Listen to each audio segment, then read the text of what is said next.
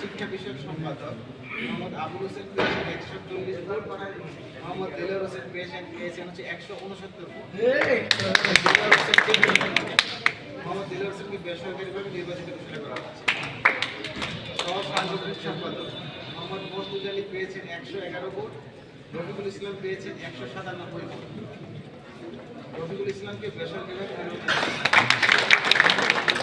কার্যনির্বাহী সদস্য পদে আমাদের প্রার্থী ছিলেন 8 জন। আবুল হোসেন বিপ্লব পেয়েছেন 89 vote, BM Umar Faruk 127 vote, Mohammad Joynul Abedin 120, Mohammad Saiful Islam Palash 114, Mohammad Zahidul Islam 175, Mohammad Tajul Islam 144, Nuri Alam Himel 157 এবং নাজরিন আহমদ 88। আমরা হচ্ছে যে মোহাম্মদ জাহিদুল ইসলাম প্রথম, নুরি আলম হিমেল দ্বিতীয়, তারপরে তাজুল ইসলাম তৃতীয় এবং বিএম উমর ফারুক চতুর্থ। কার্যনির্বাহী সদস্য হিসেবে নির্বাচিত।